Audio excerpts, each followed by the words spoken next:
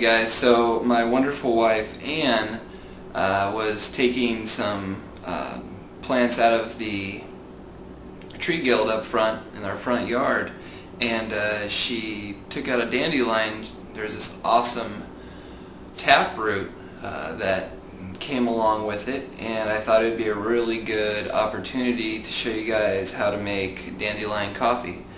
A brief history of dandelion is that it's actually a European native. It's not native to North America.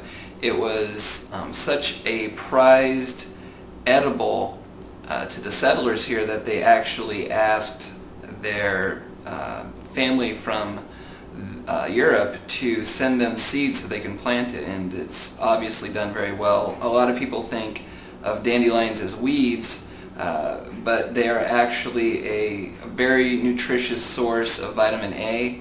The leaves are a great source for that, and most of the plant is edible.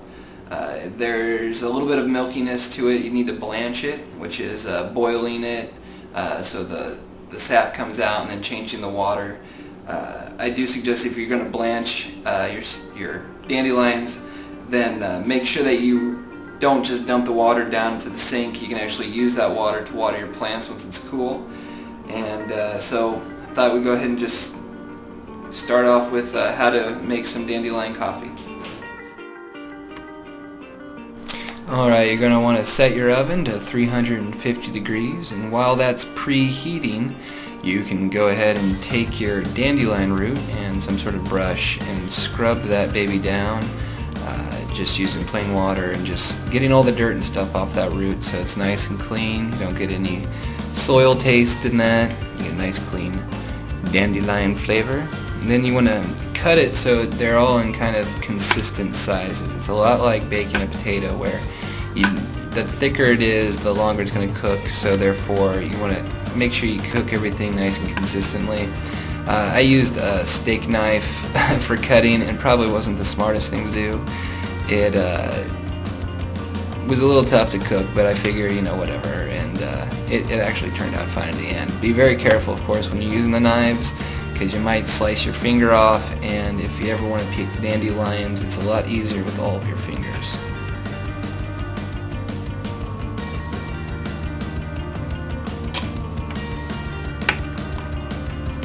Alright, set your timer to 1 hour, put all the pieces of the root on a cookie tray, and throw that baby in there. After an hour, they should be a little darker brown, and they should be ready to grind. Find something, if you have a mortar and pestle, that's really awesome. I just have a pestle, I don't have the mortar, so I just use a coffee cup.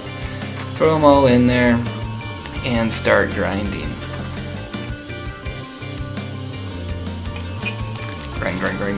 Grind. This is the first time I actually ever used a pestle, so it was a really fun experience to do it hands-on. Usually at the coffee shop I use a machine, so this was a really interesting experience. You want to make sure that you get it nice and consistent, so it's like coffee grounds. And then you want to heat up your water. You want to heat your water just to boiling, so you go ahead and let that thing go, and once it starts whistling, take it off and prepare your coffee for steeping.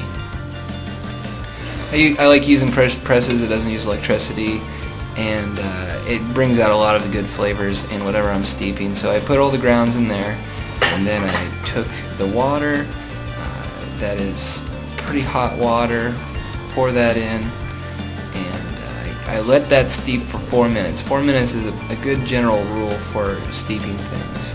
And I put just enough in there, 1 root for 1 cup of coffee. And I suggest if you have multiple roots, it's a lot more efficient to bake it all at once than just 1 root every time you want a cup. So after 4 minutes, go ahead and get rid of the leaves, or the root, I guess, however you can. Pour it in your favorite mug, and that is all you need to do to make delicious dandelion coffee.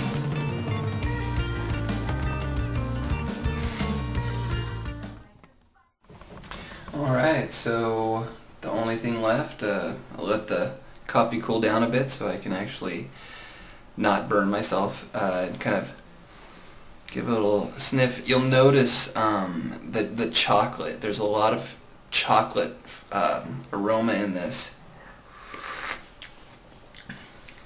And it's a little sweet and not a bad substitute for coffee.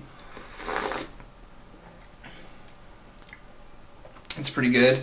It's dark just like coffee is. I mean, this definitely, you know, it's not exactly like coffee. It's not like a gourmet coffee or anything, but like, you know, this is just about as good as Folgers or as, you know, the coffee a lot of people get out of their gas stations. It's not, you know, like I said, it's not the high quality stuff coffee, but it's definitely something palatable. It definitely has a lot of chocolate tones to it. And it's good stuff. I mean, and this isn't shipped all the way from the equator. It's something you can get right outside your door. You know, and there's lots of ways of making this less harmful to harvest, using water in a more sustainable way, maybe baking it in a solar oven, you know, getting a lot of different ways where you can make this a truly sustainable way of making a drink. So, you know, if you ever find yourself weeding out those dandelions, make sure you keep them and use them. You can use the leaves for salads. You can use the buds for all kinds of other stuff. I'll leave a link for some more information on what you can do with dandelions. But anyway, take care. I'm going to go ahead and enjoy my new found cup of coffee here, and you guys have a good one. Take care. Support for Foraging the Future provided by the living community of southeast Nebraska,